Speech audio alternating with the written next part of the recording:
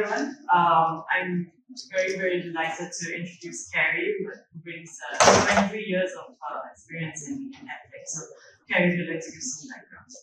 Sure. So I'm Carrie Vale, and I have done product development at Pearson, Schoology, then we were acquired by Power School, and then worked there for a number of years. And over the past 9 or so months, I have been consulting and working with a lot of smaller EdTech companies on their go-to-market integration strategy. I also served on the One EdTech board of directors for a few years, so it's a space that I'm super passionate about. Awesome. And just a quick introduction about myself in case we haven't met. My role at Magic is really all about making sure our clients can get the most out of our product Magic Box by turning their needs into practical solutions. I recognize that this is the last session before the closing keynote, and I was told to infuse some humor in my introduction. So I brought this up with my husband, and he was like, "Please don't do it." So I was like, "Okay, fine." But it's really part of our discussion today anyway, because we're going to talk to you about taking advantage of partnerships and integrations. So you're not trying to do things you're not good at all by yourself. And so I'm just going to leave being funny to Carrie. Which is a mistake, because I'm not funny either. But that also leads to a point, the key is the right type of partnerships and understanding where you fit and who is complementary to the solution that you're creating. For sure. So we'll start with now you're used to this at this point, but we just want to quickly gauge everyone's thoughts on this on these topics. So once we're ready.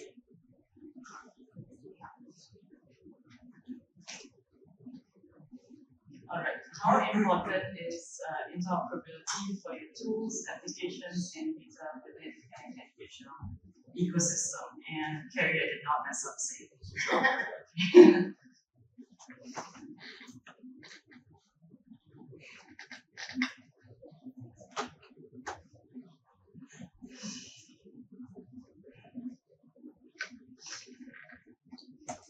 All right. So. It looks like everyone's staying on for this session. That's great. All right. What challenges have you faced with onboarding institutions with respect to school period? I can hear some laughter. Yeah, just recovering from the mental scars of back to school. I am too, the same.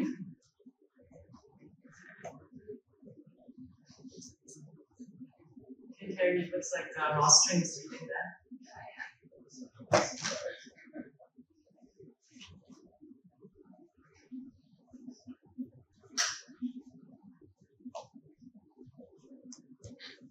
Alright, so rostering followed closely with integrations with SIS, LMS, communication tools, security, and privacy. Okay.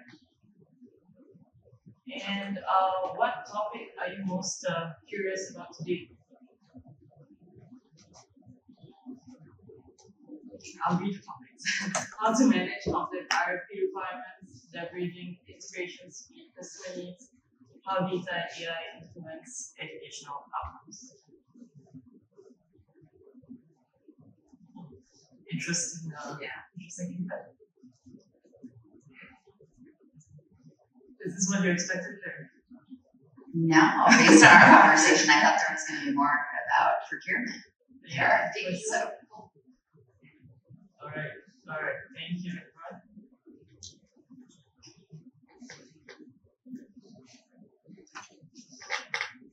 All right. So let's set the stage. Today we'll explore how frictionless onboarding and seamless integrations can drive engagement for both learners and teachers. And to kick things off, Carrie, could you give us a brief overview of why partnerships and integrations are so critical in the education technology landscape? Absolutely. And if you can advance to the next slide, I find it really helpful to kind of orient the conversation with a visual, because every solution that we have is going to be used in a school district, a higher ed institution, even within workforce, in the context of a lot of other tools that they're using and offline solutions. It's not just online. So understanding where your application fits in this overall ecosystem really helps you figure out, who you need to be playing with, who you need to be working with. So in most educational organizations, there's going to be a student information system, which is your single source of truth for your student data. In some cases, you'll find more than one student information system, but everybody's going to have at least one. And then there's the learning management system. LMSs are interesting in K-12 because you don't always find an LMS at a K-12 district. Sometimes they do, sometimes they don't. Sometimes they have them but don't really use them. On the higher ed side, I kind of see the flip, where not only do they have one, they may have one for every single school. They may have different ones depending on the discipline. So they often have multiple. And then there's operational tools, and I'm assuming most of the folks here are in that realm of content or learning tools. And all of these have to interact with identity and access management. What is that digital identity for those users, and how do they access all of these different systems, and how do you know that it's a single person across all of these systems? Yeah, thank you, Carrie. And I think on that note, while it wasn't that popular in the poll, we've all seen, those long, complex RFPs. There were laundry list promises yesterday. One of my clients brought up that, you just keep seeing new things in the RFPs. Jonathan, I think Chris has sent me so many questions saying, hey, I'm checking out this new RFP, something new has come up. Do you know the answer to the magic box to this? So that's something that we've all seen. And it often seems like vendors are, they're asked to provide everything under the sun. So, Carrie, why do you think institutions feel the need to include, so many requirements?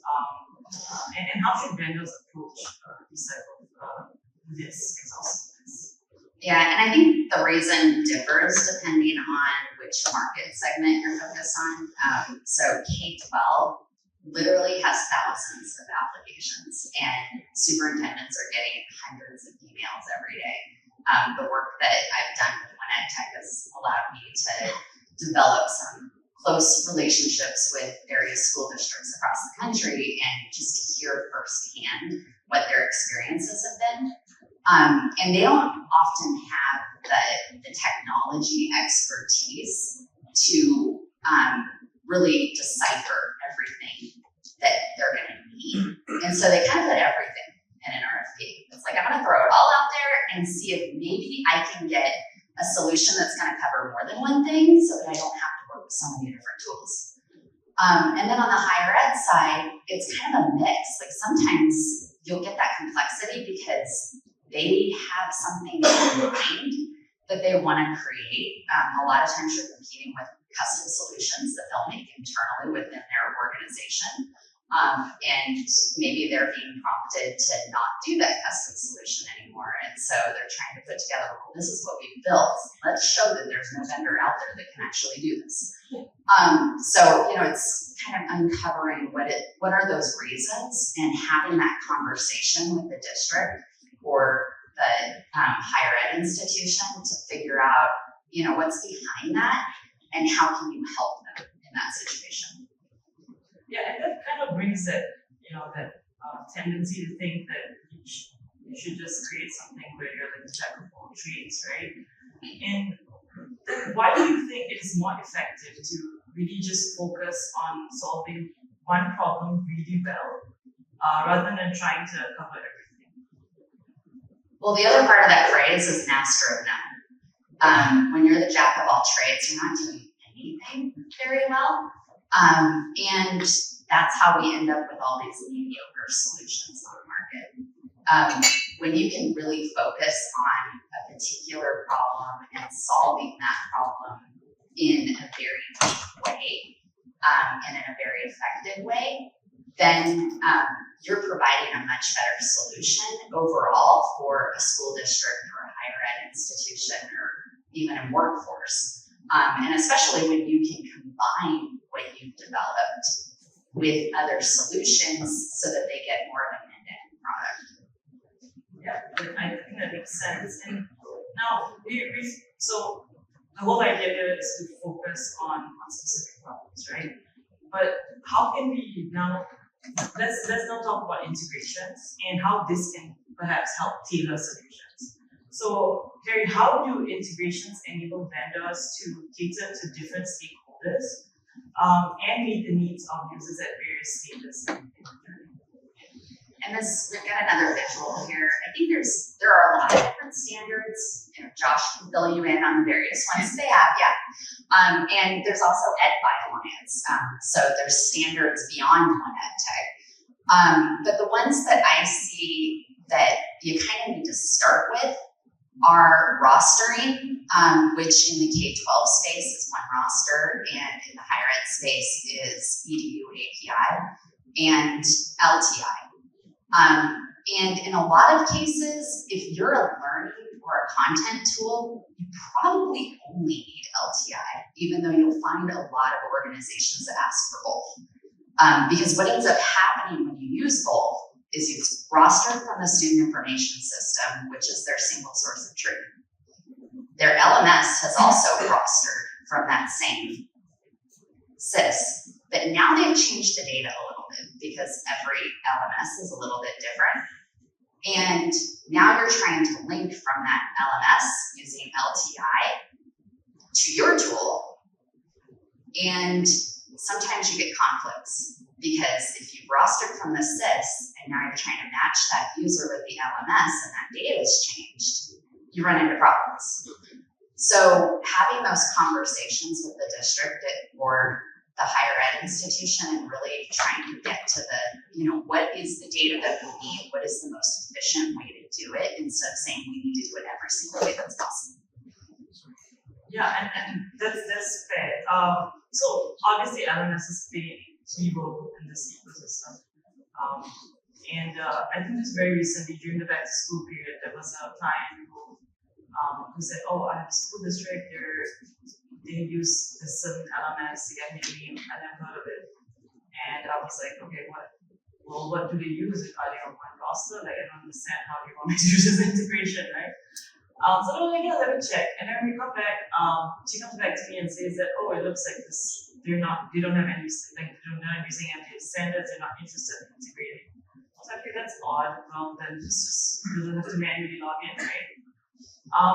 But then closer to back to school, she comes back and says that, okay, they've changed their mind. They're going to work with us on figuring out how to integrate for rostering. I was like, well, I figured you're going to get there. But, there is some hesitation sometimes about integrating with other systems. So, hey, can you share why LMSs might be reluctant sometimes to integrate and what could encourage more collaboration in this area? Yeah, I've actually seen both LMSs and student information systems be kind of reluctant depending on the provider that you're talking to. And part of it is, they're focused on data privacy and security.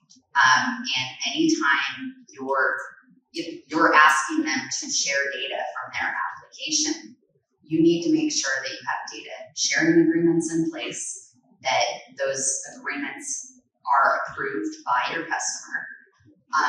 And it's a lot to manage. It's not just the paperwork of the data sharing agreement, but it's also the integration method. And that's one of the reasons why using the standards can be really powerful, because then you have a consistent way to do it. You're not developing a custom integration with every single LMS or every single SIS, depending on what your needs are. And I mean, frankly, there's also just this tendency in the market in education. Some of the big players, I think, have taken this perspective of we're going to create a unified solution that is going to, we're going to get a district to use all of our stuff. But the reality is they don't do that. They've been wanting to do that for 30 years, probably more than that. And school districts and higher ed, they just don't operate that way. They're always going to work with multiple providers. So, helping them realize that you are going to be using multiple solutions as a customer, And we need you guys to work together. Encouraging your customers to have those conversations with those big vendors can help smooth the path towards integration. Yeah, I think that makes sense. So next we have a question really, which is it's like open for anyone to answer. What role does data play in ensuring value for your customers and program? If anyone wants to share using data to make those decisions, your programs. It's good. We're still in the process of learning about it, but I think one of the reasons why is that schools want proof of efficacy of your product, right? And what we can do is by rolling up data to a digital level. So it's very difficult to do it with pen and paper product, digital product, because you have ability near real time. So it makes sense to look into that. Data because it leaves no room for these intangible benefits and what can't be measured discretely, if that makes any sense. And more than anything else. It's what I always think of whenever data is awesome and we need it, but there is room for other evaluations, Sure. Yeah. I guess that's fair. I know, I love it when you can find those opportunities to connect online with offline experiences because it just makes them so much more meaningful. That's neat. Anything else? I primarily use it on either instructor or student error reporting things, and using that to find underlying trends in the content. Maybe something is out of alignment with the institute or something like that. So I have a number of flags. Either this learning objective is getting tagged, or this institute has set a number of tickets over a certain period of time. Things like that. Trying to when I start seeing those errors before it becomes a flood, right? Trying to catch it ahead of time, remedy it before it actually becomes an actual customer. Yeah. Excellent use of data. Yeah, that's an awesome proactive way to approach it. Yeah, so that is the whole conversation around data seemed to be the most everyone was most interested in that anyway. So one of the concerns when it comes to integrations, especially with AI, which is what we asked the question about as well, is the creation of data silos. And Brent was here earlier, but he in that conversation with Brent, he had mentioned it earlier. He had started this conversation as well. So Carrie, what are some of the risks associated with these data silos and how they might affect AI's role in education? Well, one of the things that I find really interesting is AI comes out, and yes, we've been using it for years, but the awareness of AI comes out. And everybody immediately jumps to how quickly can we start leveraging this for insights.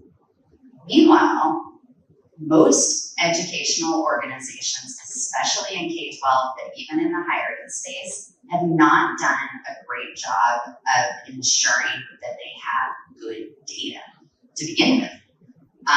And where they do have good data, it's in pockets. It's in one application or one product.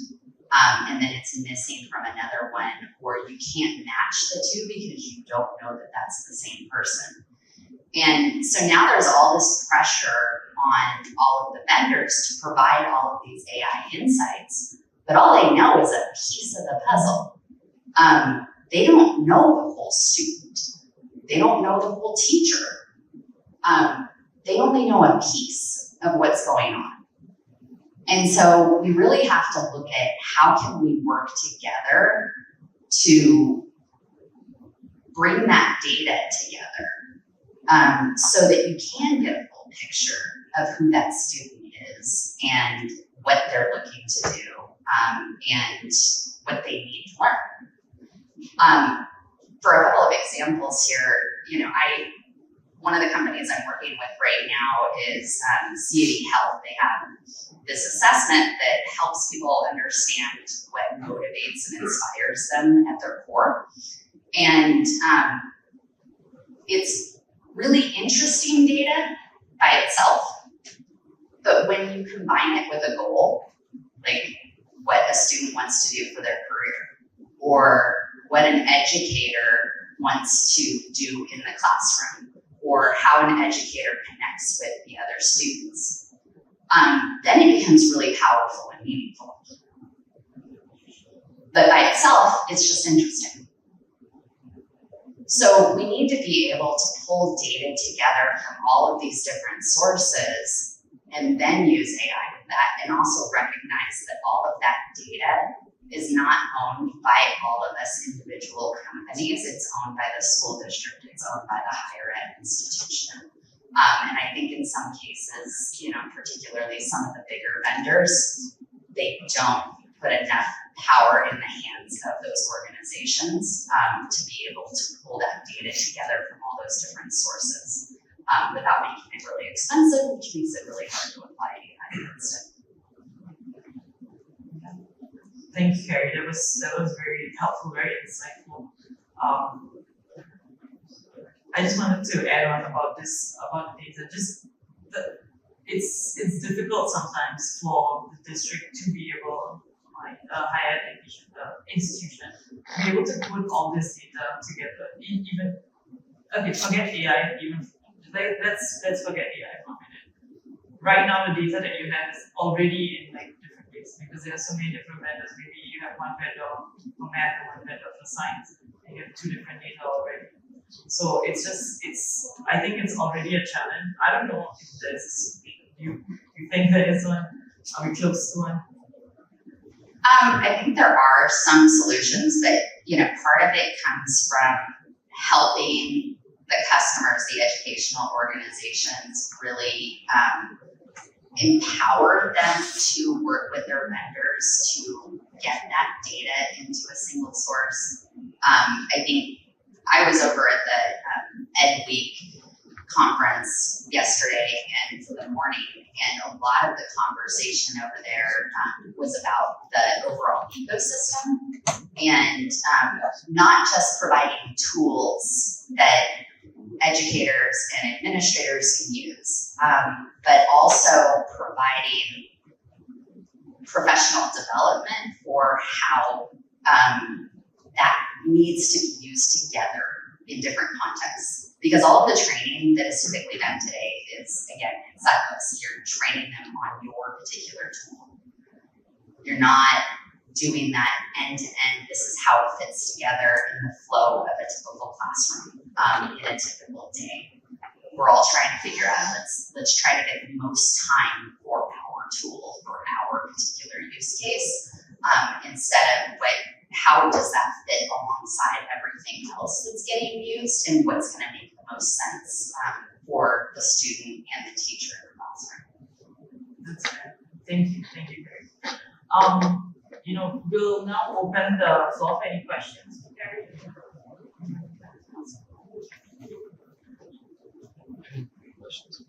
Data.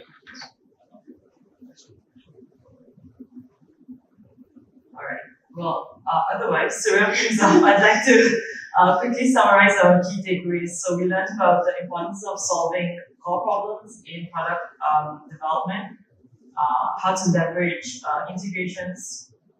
how leveraging integrations leads to seamless user experiences, and the role of data and AI in education. So a huge thank you to Carrie for sharing her expertise and insights with us today. There was a poll. So before you go, we'd just like to hear what your biggest takeaway from today's session was, and you can please respond to the poll.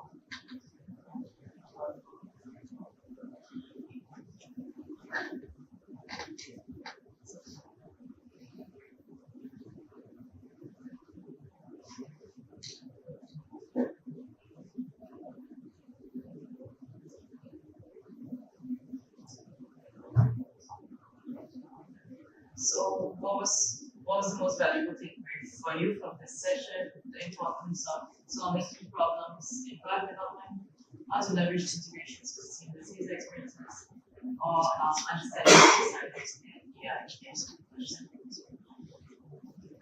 It's like the middle portion was the most popular.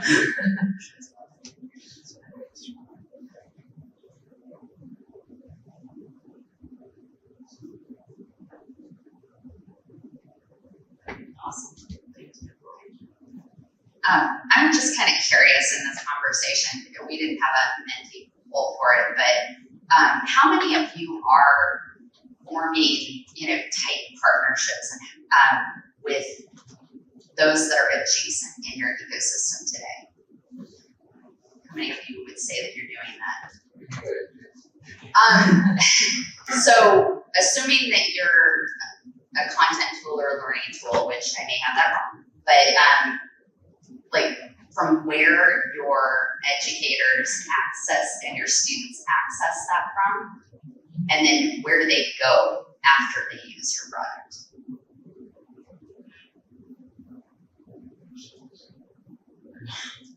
As a student information system, parents are straight, usually our core strength is our interoperability. Like we understand that, and we shameless plug here. To sell areas right now. I mean, we understand we are in business for almost 20 years, almost 30 years, and we are the best in breed SIS. We know we do that, and we don't want to go out and compete like some of the bigger players in the space. I love you everything.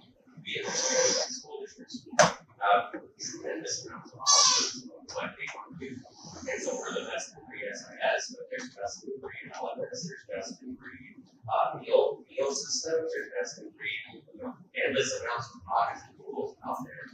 And we want to be able to integrate with all of those because we know we also do have a lot of student data. I mean, we have all of the student data as an SIS.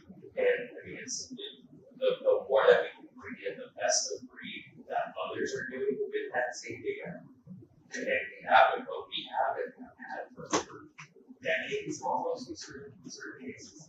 Like the power and the strength of all of that data is it's compelling to be able to get that whole student picture and even you take the long game of understanding even seeing certain parents who have had errors data and now we have their kids data too.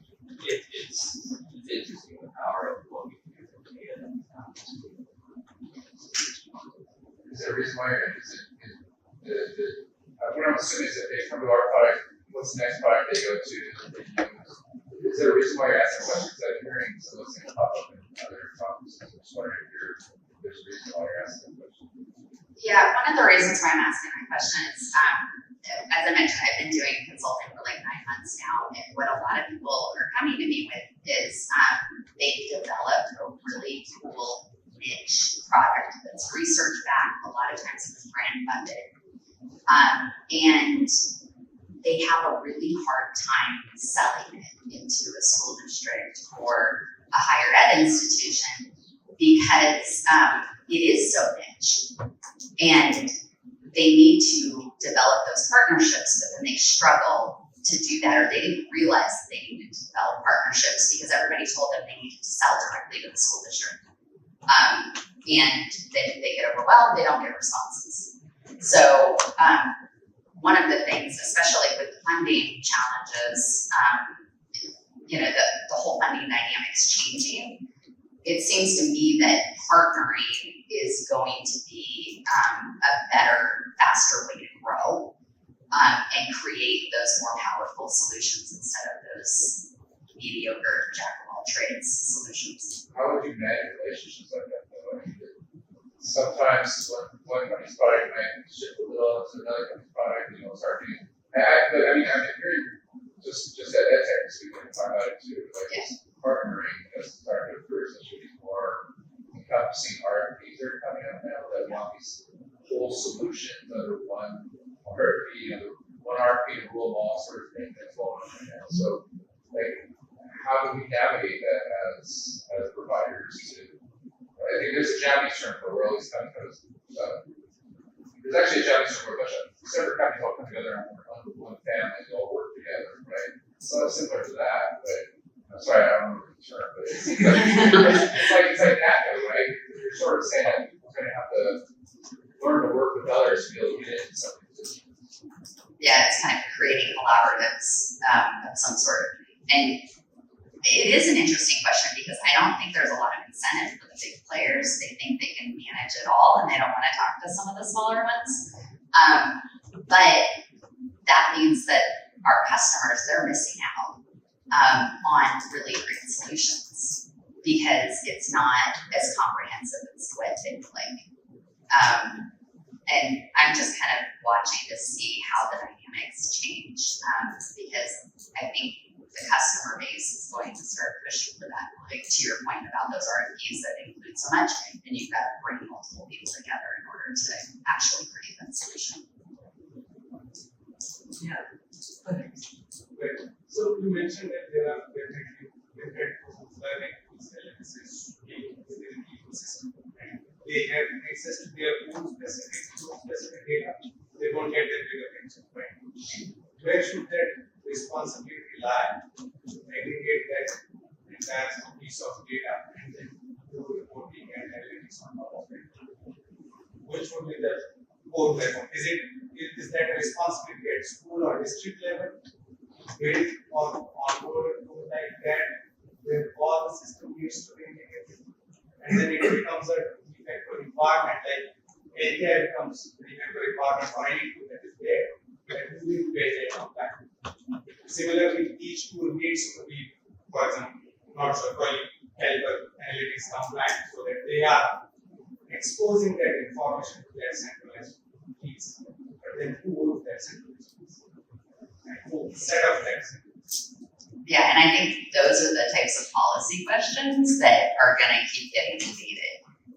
Because if you expect an individual school district to do it, if you're a well-funded district, you may be able to set up your own data lake or, learning object repository for content or, any of those types of things. But if you're not a well-funded district, then, you're not going to have that. And there's a lot of students that are going to lose out. And so then just become the state's responsibility.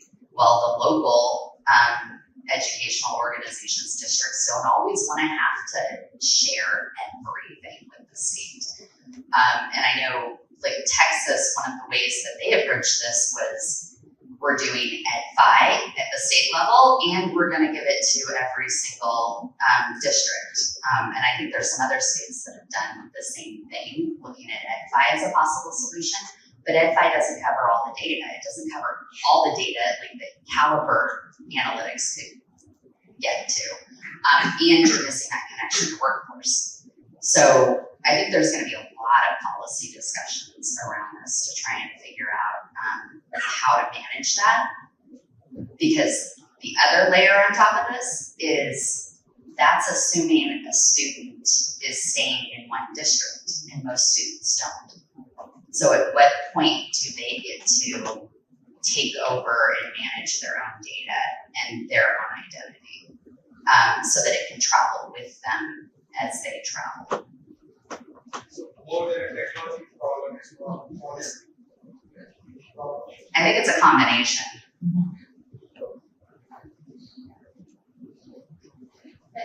Just to tap into that a little bit, and just throwing ideas out there, right? Like developing things. I think one of the major issues where I see this most was as a special educator with IEPs. Because even though we have federal law that says what elements should ideally be in an IEP, every state does them differently. And so much data is lost when a student goes from one state to another, or even district to district within the same state. And as a direct result, their education is lost. And I think that we're taking the same kind of concept, not just applying it broadly, but thinking it's that there's a policy issue there, that needs to be some federal layer law, like regarding formatting of IEPs or something to that effect. But then the data component, the tech component that built into that, and how to utilize that data appropriately, share that data. Should the data go with the kid, or does every state get to design this kid's education and change it within the just a thought for me on this topic. Okay. I was just gonna add too, there's also this element in the well-funded districts, because a lot of their funding sometimes comes with restrictions. Yeah. And they don't wanna fight that battle, say, well, we just want one system to go the whole thing, that's just gonna fall in half. Because that's gonna get that funding taken care of. So you're gonna have multiple systems that are all have restrictions associated with state funding. So it doesn't suit their purposes for what they're trying to do to actually unify all those systems and have a nice clean flow of data. So as a provider, you're dealing with that too, where they'll say, oh, we got 4 different LMS systems, we go this one, this one, this one, not make it work. Yeah, it's a very complicated landscape. That was something that came up a lot over at the Ed Week conference or EdTech Week conference too. And we have to have those conversations together and collaborate. That's one of the things that, you know, I really loved about the One EdTech organization is it brought everybody together at the state levels, the local levels, higher ed, K-12, and workforce, along with the suppliers. And we get to kind of work through those issues together. And we don't all agree, and some voices are more powerful than others, as Josh mentioned. But collectively, you know, it gives you an opportunity to kind of push back and help provide a direction.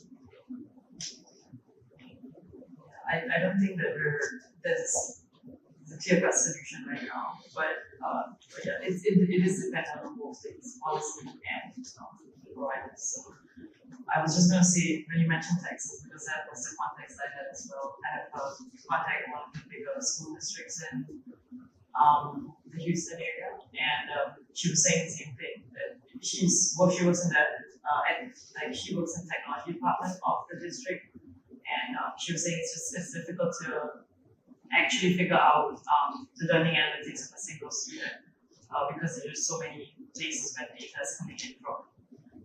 So, you know, to understand exactly how that student is doing is an overall picture is very difficult sometimes. And in high school, it's still a little bit easier to manage in a way because so the teachers are also specific to a subject most of the time. In elementary school, it's a little bit more difficult when there's one teacher trying to figure out how that student is doing overall, but the data of that student is all over the place.